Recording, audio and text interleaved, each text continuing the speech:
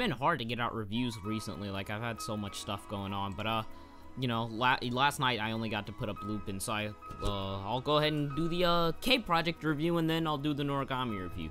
Noragami's will probably, I don't know how people will like that review. I don't know. I think you guys will like the K review, though, because most of the, episode, I was just over here like, oh my god! This is the season of hype. The 5 out of 10 hype. I didn't even know K got picked up by Viz Media. I had no clue. I thought it was like Sentai Filmworks or like Aniplex or something like that. First thing I want to talk about is that 10-minute introduction scene, and wow. Like, if you have not seen this, now I'm going to say this even if you're like, if you're watching this video and you have never seen K, please go watch that introduction scene. Please. Like, you'll want to watch the show. The show is not amazing. I think it's average. I think it's just average, but even then, the introduction scene was probably one of the best that I think I've seen in anime, period. That is how you get somebody to want to watch a show. That was the definition of hype. While I can't say that that introduction scene did anything to expand the show, it did do a good job of getting everybody back into the feeling of K and making sure that, like, us fans of the series were just like, oh yeah, you're gonna have a fun time this season. We know what we've all gotten into, man. This is gonna be a blast. The one thing that I want to say about that introduction scene is that a lot of the stuff in there, like, what is it? Especially, the Fushimi versus, Yada fight.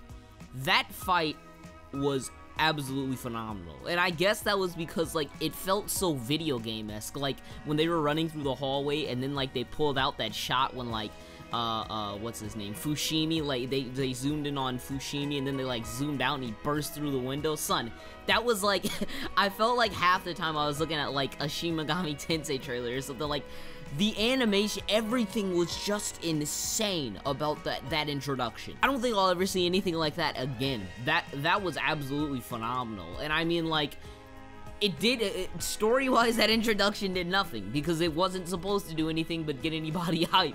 But it served its it surpassed its purpose. Probably one of the best introductions I think I've ever seen in anime. But now, into, like, the actual other parts of the episode. My bad, I had to get that, you know, part of the episode out the way, since it was like half the episode anyways.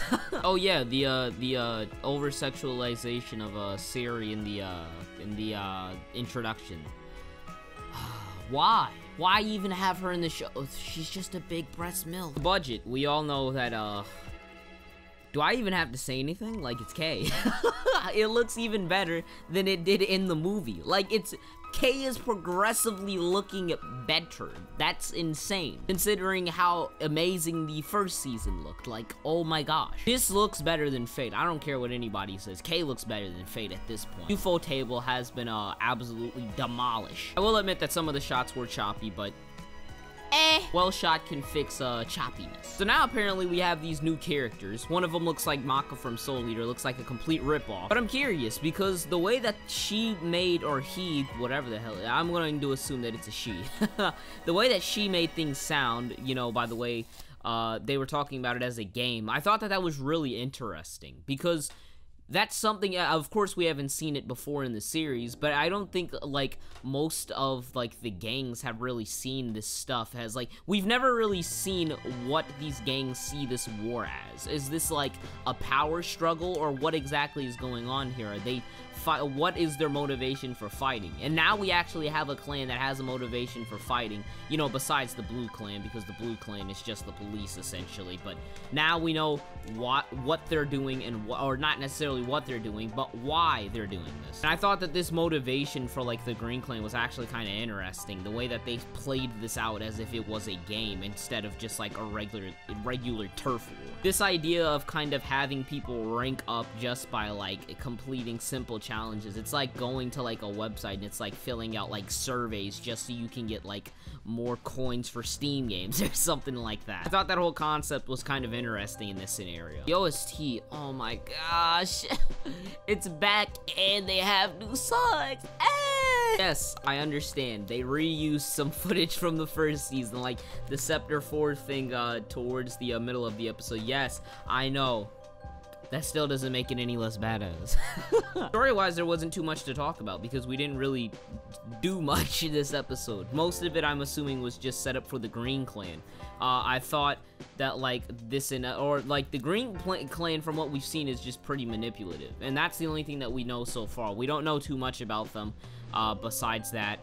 We know that Kuro, Neko, all of the characters from the first season, except, like, Mikoto and the ones that died, are back. So, that is one thing that we did get established. And I thought that the pacing for the episode was fine. I didn't really have a problem with it at all. I think a couple of times it jumped around maybe just a little too much, but most of the episode I thought the pacing was fine. For example, like the exposition that went on in Sector 4, like none of that felt rushed.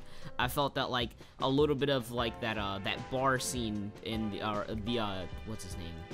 Oh god, I can't remember his name. The guy that always carries the lighter, but his bar, that scene was a little rushed because I just felt it. And to be honest, though, I didn't really have too much of a problem with it because I think it just really established what we had in the Sector 4 scene prior. So overall, I didn't think there were too many problems with the episode. Now, do I think this is anime of the season? No. I mean, now it is, but it probably won't be. Lupin's a little better. Lupin was more consistent story-wise and everything, but K is by far my favorite of the season so far. This is going to be the season of hype. I literally started crying like 10 minutes in, like oh my gosh, this as Fushimi would say, that's all I can say.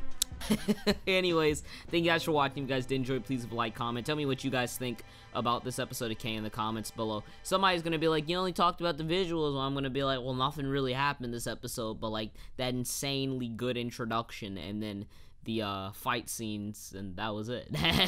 But yeah, tell me what you guys think. I'll talk to you guys later. Deuces.